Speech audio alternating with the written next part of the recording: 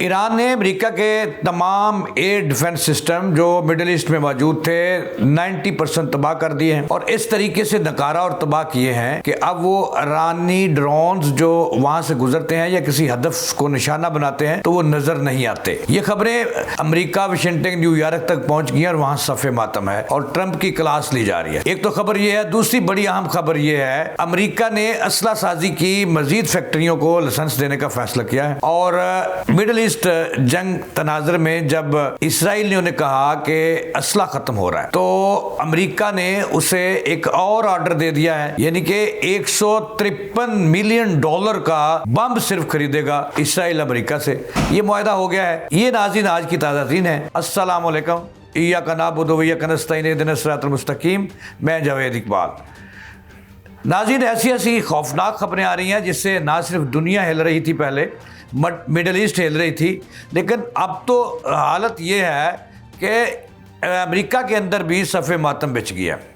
लोग ये कहते थे कि इस तपश का, इस आग का जो ट्रंप ने मिडिल ईस्ट में लगाई है, ईरान में लगाई है और गल्फ़ कंट्रीज़ में लगाई है, खलीज ममालिक में लगाई है, उसकी तपश अमेरिका में नहीं पहुंचेगी। लेकिन आज जो मैं आपको खबर दूंगा, आप सोचने पे मजबूर हो जाएंगे कि ये बनेगा क्या अमेरिका का। और जिस तरह से ट्रंप के ख़िलाफ़ मिडिल ईस्ट में जंग के बादल गहरे करने पर एक आग सी उठ रही है, तो इससे लगता यह है कि ट्रंप अब ज़्यादा देर ठहर नहीं सकेंगे। मिड टर्म इलेक्शन उनका मुकद्दर बन चुका है, वो अमेरिका में वो होने जा रहे हैं। लेकिन उससे पहले ट्रंप के ख़िलाफ़ जो मुआवजे की तारीख जो है वो आ सकती है अमेरिकी सेनेट के अंदर। ये बहुत सारी खबरें हैं जो आजकल गर्दिश भी कर रही हैं और इंटरनेशनल मीडिया पे भी हैं, लेकिन आपको दो बड़ी अहम खबरों से आगाह करना है। इससे आपको पता चल जाएगा कि जो ईरान अमेरिका जंग है ये कब ख़त्म होगी, कहाँ तक जाएगी और इसके आने वाला वक्त जो है वो किस पे बारी है। एक तो ये है कि अगर अमेरिका ये कतई नहीं चाहेगा कि उसने मुज़ाकरात करने हैं या जंग बंद करनी है, दो तरीके हैं। वो कहते हैं कि मैं जंग बंद करने के लिए तैयार हूँ, लेकिन पहले ईरान सिलेंडर करे। अगर ये नहीं करेगा तो फिर मुझे अपनी जुदाहट बचाने के लिए दुनिया के जो ताकतवर तरीन हथियार हैं वो इस्तेमाल करने पड़ेंगे। वो क्या हैं वो मैं आपको बता देता हूँ। उसके ट्रंप के जो मशीर हैं मिडिल ईस्ट के और मशरिक़ के वस्ता के, वो ये कह रहे हैं कि अमेरिका हार मानने के लिए तैयार नहीं। अगरचे उन्हें हार हो चुकी है, इसराइल हार चुका है, ईरान की जीत हो चुकी है। चूँकि वो इस तरह से है कि ईरान का जब पूरी क़यादत जो है वो शहीद हो चुकी है पहले ही हमले में, जब 200 बमबार तैयारे इसराइल और अमेरिका ने चाढ़े थे और ईरान पे हमला कराया तेहरान पर, और पहले ही जो हदफ था उसमें 200 तैयारों ने 500 मुकामात पर बमबारी की और मिडल ईरान के जो सुप्रीम कमांडर हैं अयतुल्लाह ख़ामनेई, वो अल्लाह को प्यारे हुए, वो शहीद हुए। उनके साथ पूरी क़यादत जो 48 लोगों पे मुश्तमिल थी वो शहीद हुए। और उसी रोज़ जो है वो तेहरान के अंदर 100 से ज़ायद स्कूल की बच्चियां, बेगना बच्चियों को निशाना बनाया गया। इसराइल और अमेरिका के तैयारों ने बनाया और वो भी अल्लाह को प्यारी हुई। उससे जो अमेरिका को उसको जो ईरान को फ़ायदा हुआ वो ये था कि उससे अयतुल्लाह ख़ामनेई, जिसके बारे में कहा अमेरिका कह रहा था कि लोग इंतज़ार कर रहे हैं कि उनकी हुकूमत ख़त्म हो, लेकिन हुकूमत रजीम चेंज हो, लेकिन होने का नाम नहीं। अब वो जो कुर्द और इस तरह के लोग थे जो शाह ईरान के फ़र्जंद वहाँ पे बैठे हुए हैं, रज़ा पहलवी, उसके जो पैरोकार थे उनका भी दम घुट गया जब 200 तैयारों ने, अमेरिका और इसराइल के 200 तैयारों ने बमबारी की तेहरान पर। तो ना सिर्फ जो उनके सुप्रीम लीडर हैं वो शहीद हुए, 48 आला जर्नैल शहीद हुए, क़यादत शहीद हुई और 100 से ज़्यादा बच्चियाँ जो हैं वो शहीद कर दी गई। इससे जो अयतुल्लाह ख़ामनेई के जो पैरोकार थे उनके साथ उनकी हमदर्दियाँ बढ़ी, दुश्मनों की हमदर्दियाँ बढ़ी और आज ईरान जो है वो एक है। इसी वजह से जो अमेरिका और इसराइल परेशान है कि ये हो क्या रहा है, और दुनिया देख रही है कि दुनिया की दो ताकतवर तरीन जो ममालिक हैं उनके सामने टस से मस नहीं हो रहा ईरान।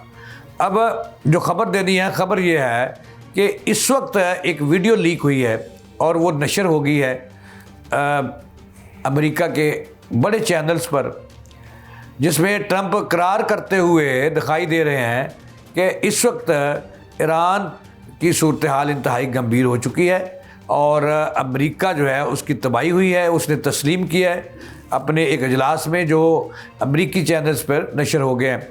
ट्रंप तस्लीम करते हैं कि जो मिडल ईस्ट के ममालिक हैं वहाँ पे 19 से 27 मकामात पर अमेरिका के जो अड्डे थे, जो एयर बेसिस थे, उनमें से 7 से 9 एयर डिफेंस सिस्टम इंतहाई ताकतवर तरीन लगाए गए थे, जिनमें तमाम के तमाम नकारा हो चुके हैं, जिन्हें ईरानी मिसाइलों ने निशाना बनाया है और वो नकारा हो गए हैं, बल्कि वो उनको जो है वो बमबारी की नज़र हो गए हैं।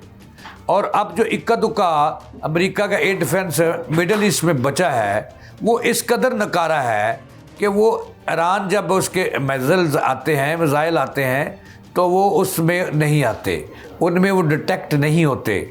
और इस वजह से अमेरिका जो है वो वहाँ पे जंग हार रहा है और मिडल ईस्ट जो है वो अमेरिका से दूर होती जा रही है। ये उन्होंने तस्लीम कर लिया सच। उसके बाद जो उनके मशीरान हैं उन्होंने उनको मशवरा दिया कि लिंक जो है नया जो ईरान के मिसाइल्स की कॉपी है उसको क्यों ना तैयार करवाया जाए। तो इसमें ट्रंप ने जो है, जिससे मैं कहता हूँ कि ये जंग लंबी होती हुई नज़र आती है, जंग ख़त्म नहीं होगी।